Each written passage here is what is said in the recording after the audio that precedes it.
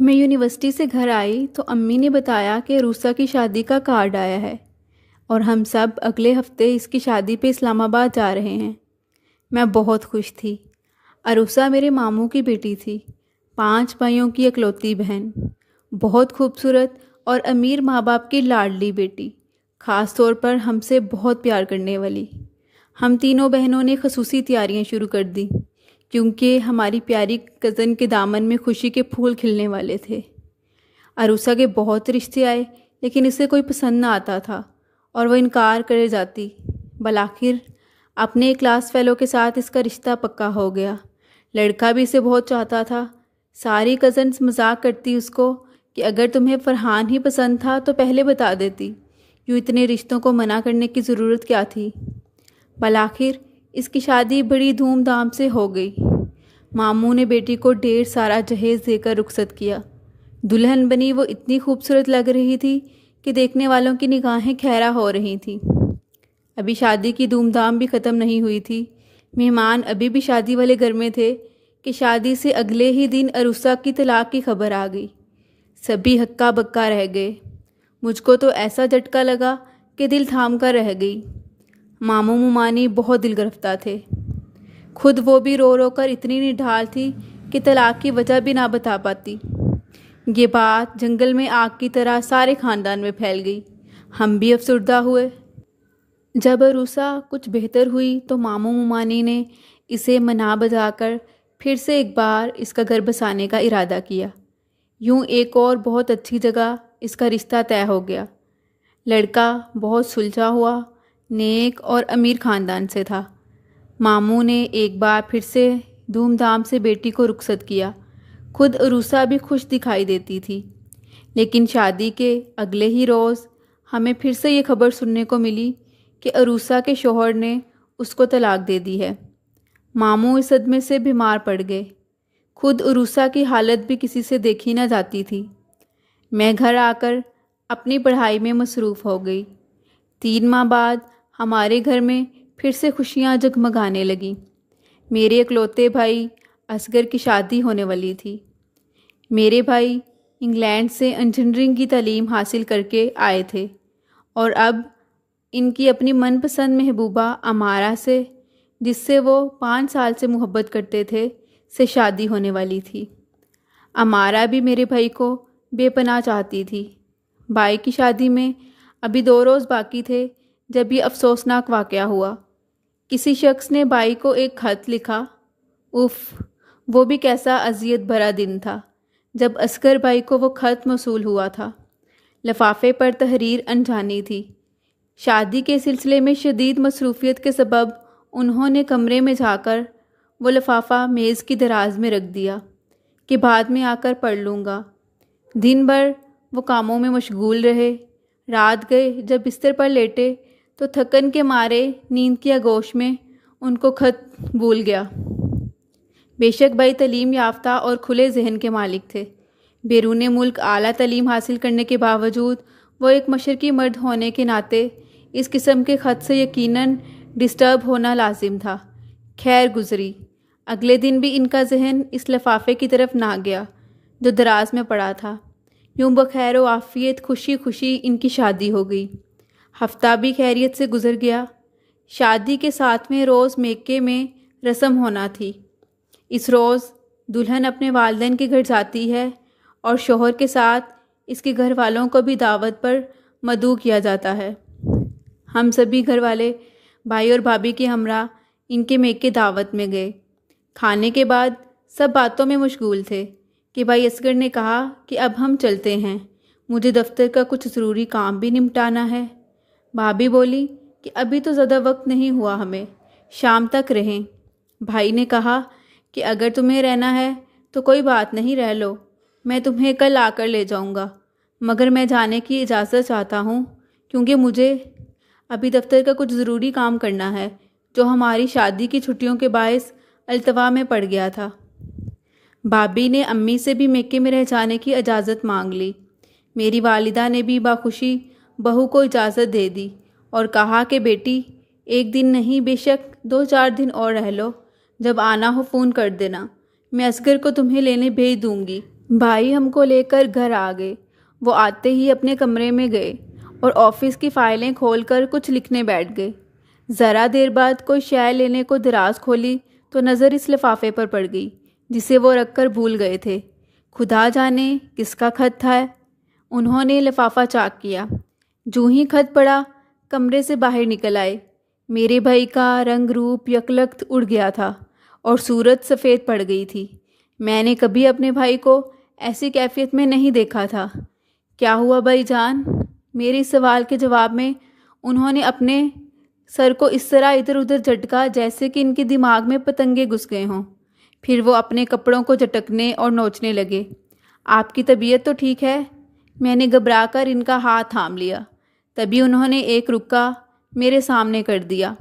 یہ کیا ہے؟ انہوں نے کہا کہ خود ہی پڑھ لو۔ میں نے کاغذ لے کر پڑھنا شروع کیا۔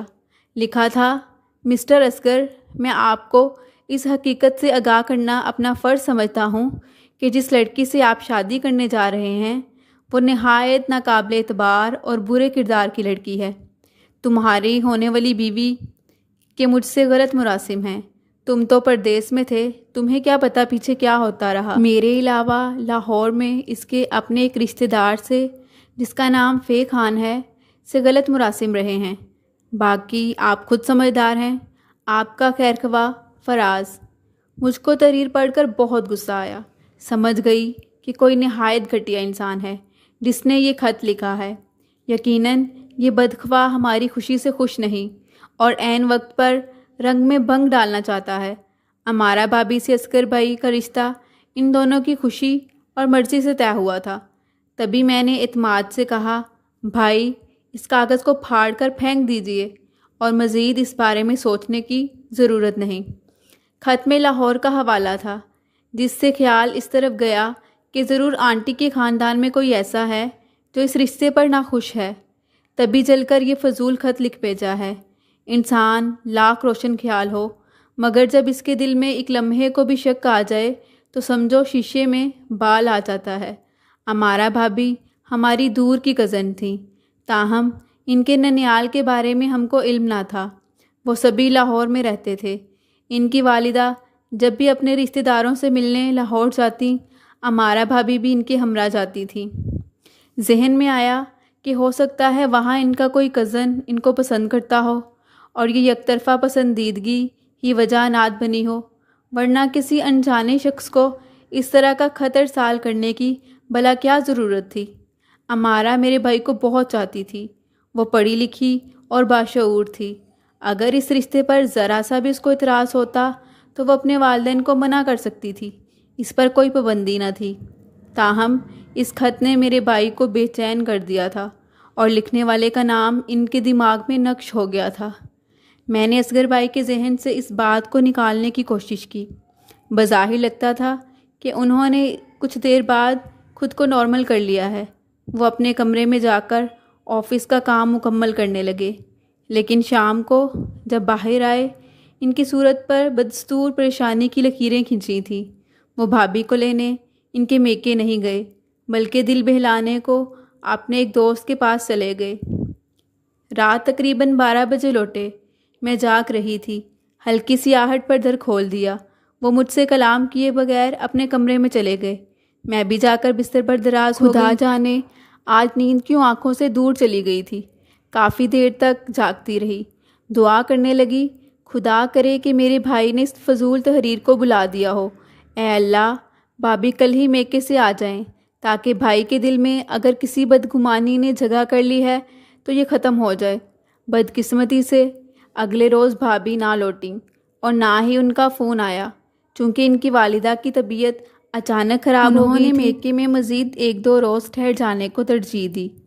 امی نے ان سے پہلے ہی کہہ دیا تھا کہ بیٹی بے شک جتنے دن رہنا چاہو رہ لینا، یہ بھی تمہارا اپنا ہی گھر ہے۔ میں نے امی سے کہا کہ آپ اصغر بھائی سے کہیے شام کو جا کر بھابھی کو لے آئیں۔ وہ بولیں، ہمارا ابھی نئی دلہن ہے، ایسا رویہ درست نہ ہوگا۔ آج کل میں وہ خود فون کر دے گی۔ شادی کے شروع دنوں میں والدین کا گھر یاد آتا ہے، آہستہ آہستہ ہی انسان اپنا قدیم ٹھکانہ بھلاتا ہے اور نئی جگہ کی عادت پڑتی ہے۔ اسے وہاں گئے 1 ہی رات تو گزری ہے، ابھی فون کرنا ٹھیک نہیں ہوگا، کل شام فون کر دوں گی۔ مگر معاملہ یہ تھا کہ اس فضول خط کو پڑھنے کے بعد خدا جانے کس قسم کی سوچیں میرے بھائی کو پریشان کر رہی تھیں۔ انسان سامنے ہو تو دل کو تسلی آ جاتی ہے، کوئی کھٹک من میں ہو بات چیت کر کے جی کو مطمئن کر لیا جاتا ہے، لیکن غیر موجودگی سے خیالوں میں بدگمانی جڑ پکڑ لیتی ہے۔ تبھی چاہ رہی تھی کہ میری چاند سی بھابھی جلدی آ جائیں۔ جب بھائی ان کی موہنی صورت دیکھیں گے تو آپ ہی آپ ان کی محبت بھری مسکان میں کھو جائیں گے، اور دل پر ایک نامعلوم سا بوجھ اگر ہے بھی تو اتر جائے گا۔ خدا کی کرنی کہ ان کی والدہ کی طبیعت اتنی ناساز ہو گئی کہ ان کو اسپتال لے جانا پڑا۔ بھابھی سے یہ غلطی ہو گئی کہ فون کر کے نہ بتایا۔ کس سے خبر تھی کہ ایک نامعلوم شخص کے بھیجے ہوئے خط سے غلط فہمی جڑ پکڑ لے گی کہ پھر حالات سنبھالنا مشکل ہو جائیں گے۔ سوچ کا رخ غلط سمت میں سفر کرنے لگے تو طرح طرح کی الٹی سیدھی باتیں ذہن کو پراگندہ کرنے لگتی ہیں۔ اصغر بھائی بھی ایسی ہی کیفیت کا شکار ہو گئے تھے۔ جوں جوں وقت گزرتا جاتا تھا ان کی بے چینی بڑھتی جا رہی تھی۔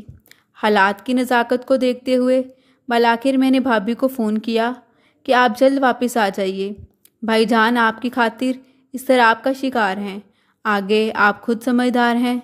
بھابھی اپنے شوہر کی پریشانی کا سن کر اپنے بھائی کے ہمراہ گھر کو روانہ ہو گئی۔ انہوں نے فون پر مجھ سے کوئی دوسری بات نہ کی اور نہ کوئی سوال کیا۔ آتے ہی بتایا کہ امی بیمار تھیں تبھی رہ گئی۔ امی سے بھی معذرت کی۔ والدہ نے کہا بیٹی کوئی بات نہیں، ہمیں تم سے کوئی گلہ نہیں ہے۔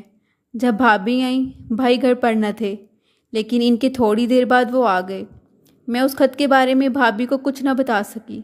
اصغر بھائی کے چہرے پر اپنی دلہن کو دیکھ کر مسکراہٹ نہیں ابھری تھی، بلکہ ماتھے پر شکن اور صورت پر تناؤ سے ناراضگی کی جھلک نمایاں تھی۔ بھابھی نے ان کے رویے میں بدلاؤ کو محسوس کر لیا اور اپنے کمرے میں چلی گئیں۔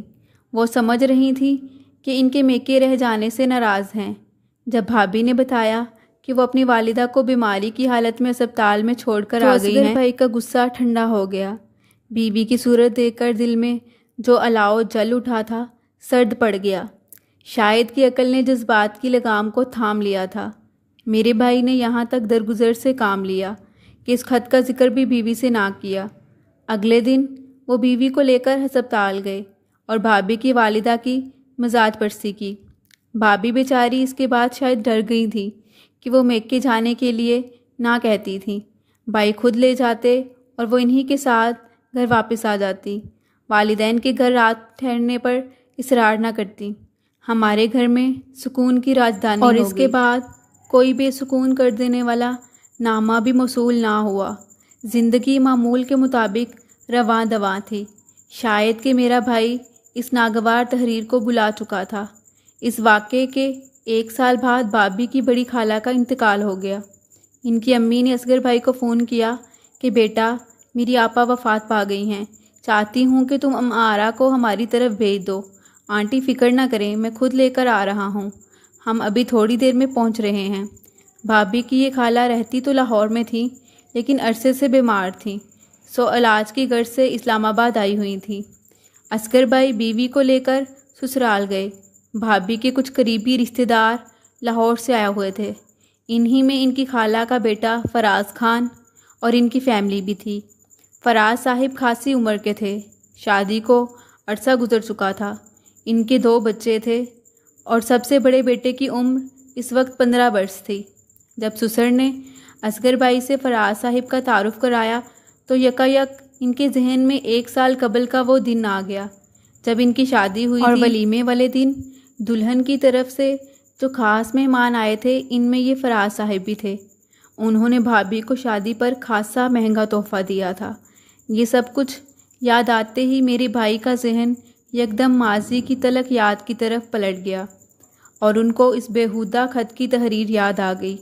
فراز صاحب تو اپنی والدہ کی میت لے کر لاہور چلے گئے، مگر میرے بھائی کی زندگی میں جو ایک طوفان آ گیا تھا وہ جاگ پڑا۔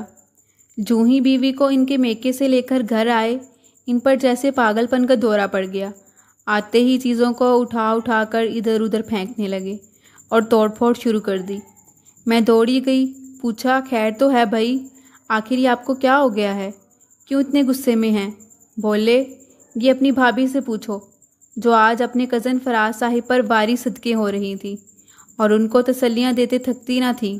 بھابھی بولی ظاہر ہے کہ فراز بھائی کی والدہ فوت ہو گئی تھیں جو میری سگی خالہ تھی، انہیں تسلی کے بول کہنے ہی تھے۔ یہ ایسا موقع تھا کہ اپنے قریبی عزیز سے انسان تعزیت تو کرتا ہی ہے۔ بھابھی نے وضاحت کی میں سب سمجھتا ہوں، تو یہ تھے وہ فراز صاحب۔ میں بھی کہوں کہ ان کزن صاحب نے تم کو شادی پر اتنا مہنگا تحفہ کیوں دیا تھا؟ وہ میری خالہ کا بیٹا ہے اصغر، اور ان کا لاہور میں بڑا بزنس ہے، پیسے والے ہیں، دے سکتے تھے تو دے دیا، یہ بھی کوئی غصہ کرنے والی بات ہے؟ بھابھی نے جواب دیا آپ بھی کیسے عجیب آدمی ہے فراز، میں تو سوچ بھی نہیں سکتی کہ آپ اس قسم کا کبھی مجھ پر شک کریں گے۔ اس بات پر بھائی کو اور بھی غصہ آیا، اپنی الماری کھولی اور وہ خط جو نہ جانے کیوں انہوں نے سنبھال کر رکھا ہوا تھا لا کر بھابھی کے سامنے پٹک دیا۔ چلا کر بولے اور یہ کیا ہے؟ کیا لکھا ہے اس میں؟ ذرا پڑھو اسے۔ یہ تو میرا حوصلہ اور شرافت ہے کہ آج تک تم سے اس بارے میں ذکر تک نہیں کیا، مگر آج تمہیں اس شخص سے ایسے والہانہ انداز سے بات کرتے دیکھ کر ساری کہانی میری سمجھ میں آ گئی ہے۔ بھابھی بولی کیا ہو گیا ہے آپ کو؟ آپ کو آج لگتا ہے کوئی دورہ پڑ گیا ہے، جبکہ اب تک زندگی کی گاڑی آرام و سکون سے چل رہی تھی۔ کیا میرے لیے یہی عمر رسیدہ آدمی عشق کرنے کو رہ گیا تھا، جو عمر میں مجھ سے 15 سال بڑا ہے، شادی شدہ اور بال بچے والا ہے؟ اصغر خدا کا خوف کرو، وہ لاہور میں اور میں اسلام آباد میں رہتی ہوں، کیا ہو گیا ہے تمہیں؟ کہیں دماغ تو نہیں چل گیا تمہارا؟ یہ کہہ کر انہوں نے زاروں قطار رونا شروع کر دیا۔ بھائی نے اسی پر بس نہیں کی، خود جا کر فراز کی بیوی سے بات کی، وہ بھی ہکا بکا رہ گئیں۔ بولی بھائی اصغر آپ کو کیا ہو گیا ہے؟ ہمارا مجھ کو اور میرے شوہر کو چھوٹی بہن کی مانند عزیز ہے، خدارا اس غلیظ خیال کو ذہن سے نکال کر اپنے دل کو صاف کر لیجئے۔ شادی میں اس کو تحفے میں سونے کا سیٹ اس کی خالہ نے مجھ کو دیا تھا، میں نے فراز کو دیا کہ تم دے دو، ہماری شان بڑھ جائے گی۔ کیا معلوم تھا کہ آپ کی سوچ ایسی ہے؟ توبہ توبہ، ہم کس قسم کے لوگوں میں پھنس گئے ہیں۔ فراز خان کی بیوی کے بولنے پر میرے والدین بھی بھائی کو لان تان کرنے لگے کہ ایک اچھے خاندان سے ہو تم اصغر، اور کیسی نیچ حرکتیں کر رہے ہو، تم نے تو ہمارے منہ پر کالک مل دی ہے۔ تبھی بھائی اصغر شرمندہ ہوئے، امی ابو سے بھی معافی مانگی۔ مرد چاہے جس قدر اعلیٰ ظرف ہو، اپنی بیوی کے کردار میں ذرا سا جھول برداشت نہیں کر سکتا۔ عورت ہمیشہ مرد کو معاف کرتی آئی ہے، بس بھابھی نے بھی بھائی کو معاف کر دیا۔ تاہم اس واقعے کے 3 برس بعد یہ معمہ بھی حل ہو گیا کہ یہ خط لکھنے والا کون تھا۔ ایک روز میں اور امی بھائی اصغر کے ہمراہ ماموں جان کے گھر گئے۔ دروازہ کھلا تھا اور اندر کمرے سے عروسہ کی آواز آ رہی تھی۔ وہ ممانی سے باتیں کر رہی تھی۔ وہ اپنی ماں سے کہہ رہی تھی سچ کہتے ہیں اماں کہ انسان کو اپنے کیے کی سزا ضرور ملتی ہے۔ میں نے حسد میں امارہ کی شادی سے 1 دن پہلے ایک خط لکھ کر اصغر کو ارسال کیا تھا، جس میں امارہ پر جھوٹا الزام دھرا تھا۔ دیکھیے کہ میرے ساتھ بھی میری تقدیر نے کتنا برا کیا۔ یہ بات بھی کھلی کہ اسے طلاق اس وجہ سے ہوئی تھی کہ اس کے دونوں شوہروں کو بھی کسی نامعلوم شخص سے ایسے ہی خط موصول ہوئے تھے جس میں اس نے عروسہ کی کردار کشی کی گئی تھی۔ پھر وہ کہنے لگی کہ اصغر تو ایک عقل مند انسان تھا اور ان کی زندگی آرام سے گزر رہی ہے، مگر میں آج تک دیکھیے اپنا گھر نہ بسا سکی۔ عروسہ نے یہ حرکت اس لیے کی تھی کہ وہ اصغر بھائی سے بہت محبت کرتی تھی۔ اس نے بہت چاہا کہ اس کی شادی میرے بھائی سے ہو جائے، مگر وہ اس کو ناپسند کرتے تھے، حالانکہ وہ بہت خوبصورت تھی اور ہم لوگوں سے بھی بہت زیادہ محبت کرتی تھی۔ امی بھی اسے بہو بنانا چاہتی تھیں، مگر اصغر بھائی مان کر نہ دیے کیونکہ وہ امارہ کو پسند کرتے تھے اور اس سے عہد و پیمان کر چکے تھے۔ یوں ہم سب کا یہ خواب ادھورا ہی رہ گیا اور عروسہ کی آرزو حسرت بن کر اس کے دل میں دفن ہو گئی۔ بھائی کی منگنی کے بعد وہ کافی عرصہ بیمار رہی، کہتی تھی کہ کنول دیکھ لینا میں اب شادی نہ کروں گی، میں اسے سمجھاتی کہ ایسا نہ کرو اور نہ ہی ایسا کہا کرو، شادی زبردستی کا سودا نہیں ہوتا، اللہ نے چاہا تو ایک دن تمہیں بھی بہت اچھا اور پیار کرنے والا جیون ساتھی ضرور ملے گا۔ جو شے حاصل نہ ہو سکے اس کے لیے صبر کرنا ہوتا ہے۔ میری باتیں سن کر وہ بے دلی سے مسکرا دیتی تھی۔ تبھی میں سوچتی کہ یہ یک طرفہ محبت بھی بڑی ظالم شے ہے، انسان کو جلا کر راکھ کر ڈالتی ہے۔ بعد میں یہ راز بھی کھلا کہ اس نے ماں باپ کے دباؤ میں آ کر فرحان کے لیے ہاں تو کر دی، مگر وہ اصغر بھائی کو بھلا نہ پائی تھی۔ اس کے دل میں ابھی بھی اصغر بھائی سے شادی کی امید تھی۔ تبھی اس نے شادی سے اگلے ہی دن خود سے لکھا ہوا خط اپنی ڈریسنگ ٹیبل پر رکھ دیا، جسے پڑھ کر اس کے شوہر نے اسے طلاق دے دی۔ اپنی دوسری شادی کی دفعہ بھی اس نے ایسا ہی کھیل رچایا کہ بعد میں سب اصغر کو مجبور کر کے اس سے اس کی شادی کروا دیں گے، لیکن اصغر بھائی پھر بھی نہ مانے اور امارہ کے ساتھ ان کی شادی کی تاریخ رکھ دی گئی۔ جب اس نے اپنی آخری کوشش کی اور اصغر بھائی کو خط لکھ کر امارہ کی طرف سے بدگمان کرنا چاہا، عروسہ کی زبانی بھائی اصغر نے اعتراف خطا کو جب اپنے کانوں سے سنا تو الٹے قدموں ماموں کے گھر سے نکل گئے اور جا کر اپنی بیوی کے قدموں میں بیٹھ گئے۔ کہا کہ مجھے معاف کر دو، اگر آج میں عروسہ کے منہ سے یہ الفاظ نہ سنتا تو شاید عمر بھر میرے دل میں تمہاری طرف سے بدگمانی قائم رہتی۔ صد شکر کہ اس نے یہ راز کھول دیا، خدا اسے معاف کرے اور مجھے بھی، کہ عروسہ کو اس کے کیے کی سزا تو مل ہی چکی ہے۔